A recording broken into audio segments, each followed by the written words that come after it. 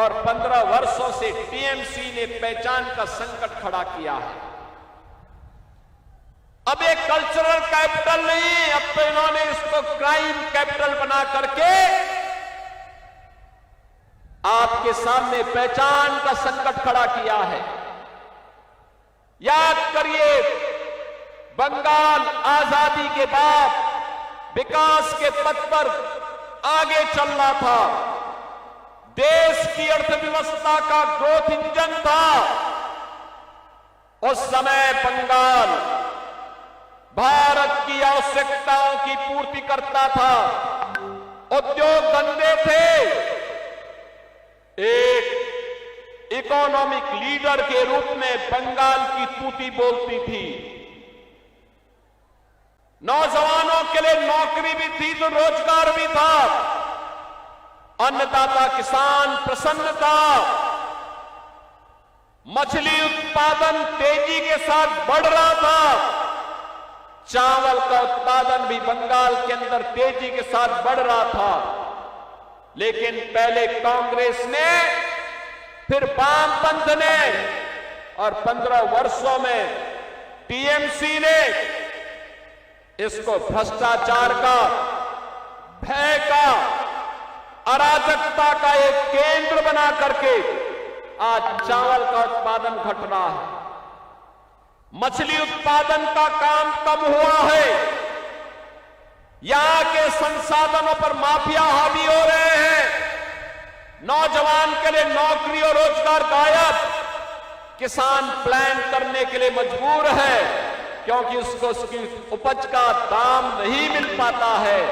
UP के अंदर आलू का दाम 15 से 16 रुपया किलो मिल रहा है और बंगाल में 1 से 1.5 रुपया मात्र मिल पा रहा है। इतना अंतर है। बहनों और भाइयों, आज मैं आप सबसे यही कहने के लिए आया हूं। मैं आपसे एक ही बात कहने के लिए आया हूं। आप चिंता मत करिए। टीएमसी के गुंडे क्या कह रहे हैं, भयभीत मत होइए। कोई माफिया क्या कह रहा है, उससे भयभीत होने की आवश्यकता नहीं। कोई मौलाना क्या पक रहा है, उससे चिंता करने की आवश्यकता नहीं।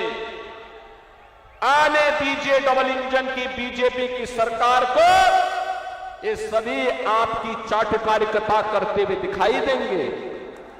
आपके लिए बंगाल की सड़कों पर झाड़ू लगाते हुए दिखाई देंगे ये सभी लोग। और इसलिए चिंता करने की आवश्यकता नहीं। देखो ना, यूपी में कितना परिवर्तन हो गया। वहां किसी सड़क पे कोई नमाज नहीं पढ़ सकता, नहीं पढ़ सकता।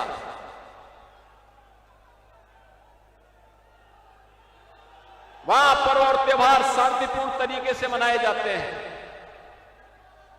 कोई अराजकता नहीं, कोई गुंडागर्दी नहीं। हर बेटी और बहन को सुरक्षा की गारंटी है।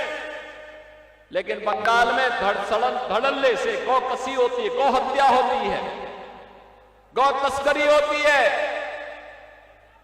पर्व और त्योहार के पहले उपद्रव हो जाते हैं। और इसीलिए बहनों और भाइयों, इसकी गारंटी, सुरक्षा की गारंटी, समृद्धि की गारंटी,